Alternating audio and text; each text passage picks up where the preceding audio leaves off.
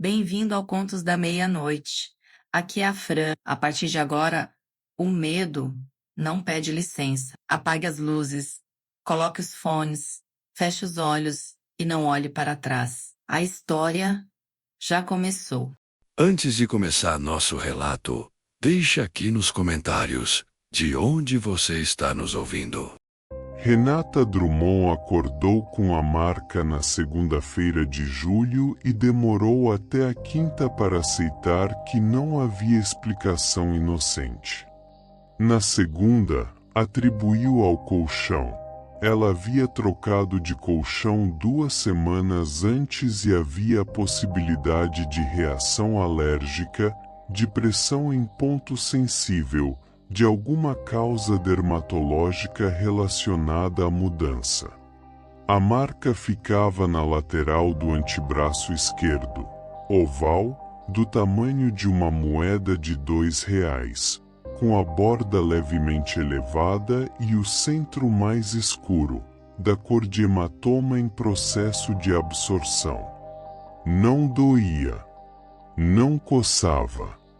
Estava apenas lá. Na terça havia 2. A segunda era nas costelas, do lado direito, que ela descobriu no chuveiro quando o sabão passou sobre uma irregularidade da pele que não havia notado ao se secar na véspera. Mesmo formato oval, mesma borda elevada, mesmo centro escurecido. Ela ficou com a mão sobre a marca por um momento, pressionando levemente. A pele cedia de um jeito ligeiramente diferente do normal. Não mole, não endurecida, mas com uma resistência diferente, como se houvesse algo entre a camada superficial e o que havia abaixo dela. Ela foi ao dermatologista na quarta.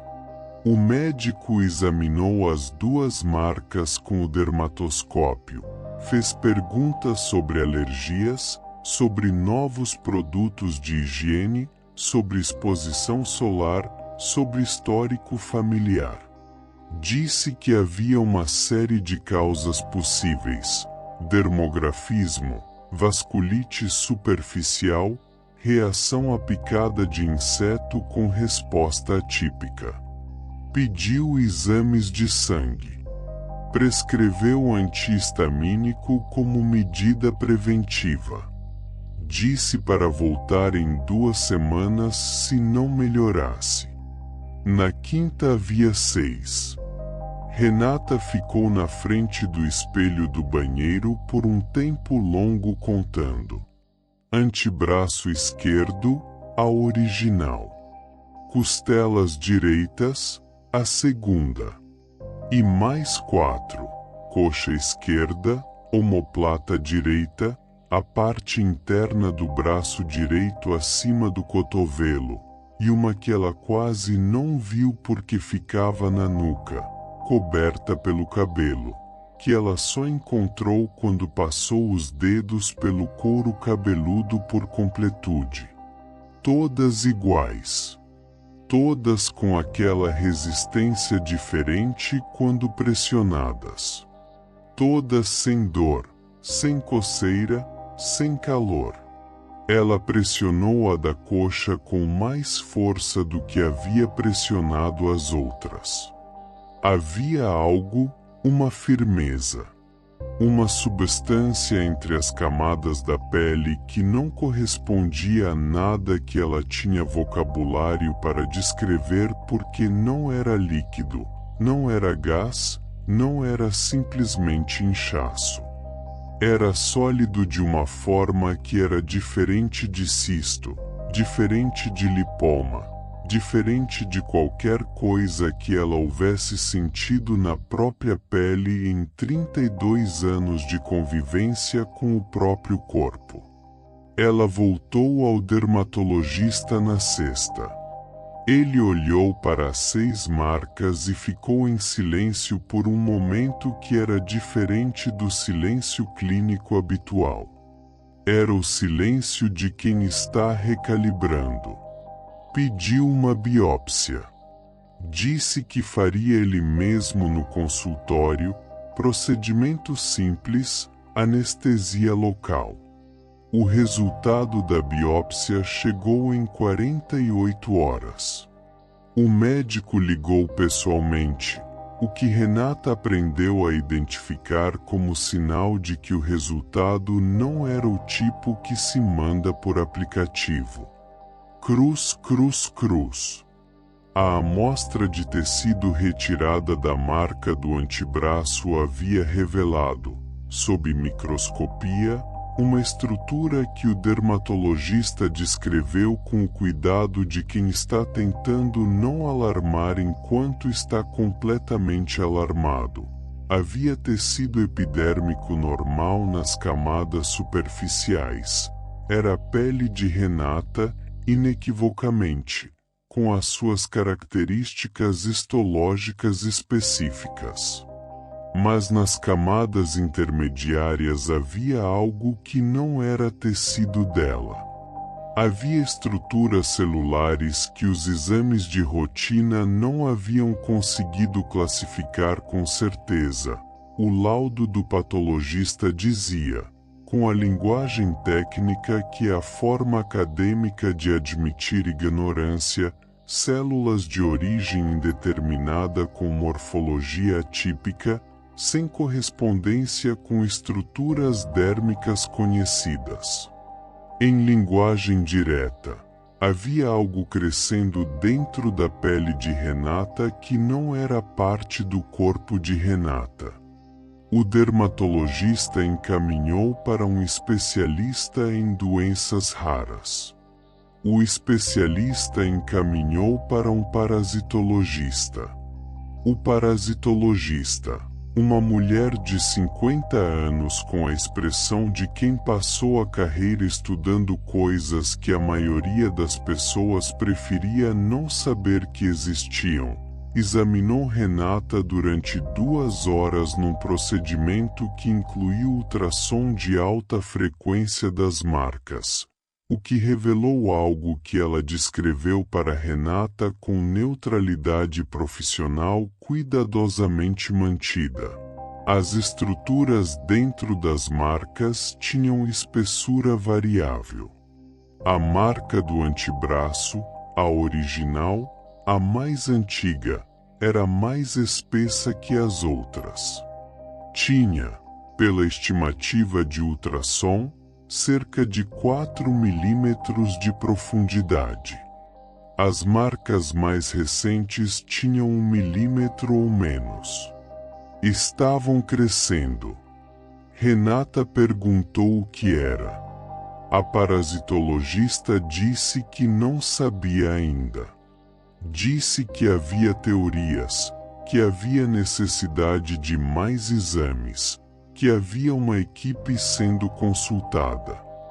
Disse que enquanto os exames não chegavam, havia uma coisa importante: não arranhar, não pressionar, não tentar remover as marcas por conta própria.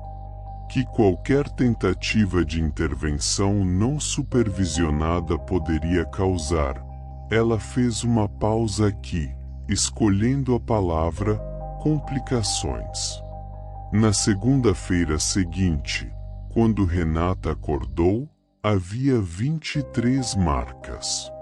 Cruz, cruz, cruz. A internação aconteceu na terça. A equipe da parasitologista chegou com equipamento de imagem que Renata não reconheceu e passaram o dia fazendo o mapa completo da distribuição das marcas. Havia 2 que ela não havia encontrado sozinha, uma na sola do pé esquerdo e uma no couro cabeludo na parte posterior da cabeça, cobertas demais para detecção casual. A imagem de ultrassom de todas as 23 foi compilada no mapa do corpo de Renata que os médicos estudaram em silêncio por mais tempo do que ela conseguia encarar. O que o mapa mostrava? O que a parasitologista lhe explicou naquela tarde com a voz plana de quem entregou notícias muito piores para pessoas que tinham muito menos recursos, era um padrão. As marcas não eram aleatórias na distribuição pelo corpo. Seguiam a localização das principais estações nervosas, os plexos, os gânglios, os pontos onde feixes nervosos convergiam antes de se distribuir. Quem ou o que quer que estivesse se instalando na pele de Renata estava se instalando especificamente nos lugares onde o acesso ao sistema nervoso era mais direto. O que eles querem? Disse Renata. Havia usado o plural sem pensar.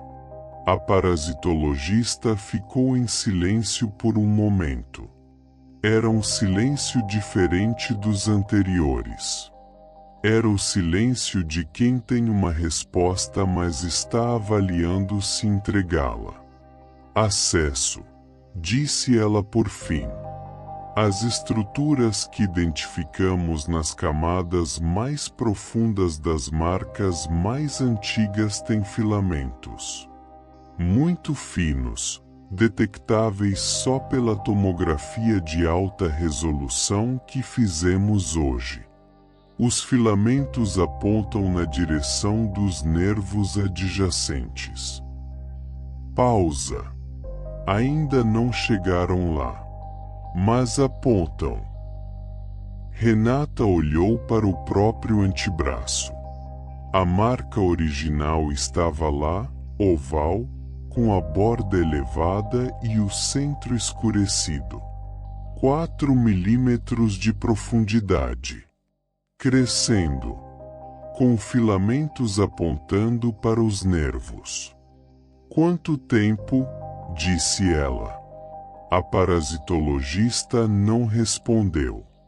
O que Renata interpretou, corretamente, como a única resposta honesta disponível, não sabia. Ninguém sabia.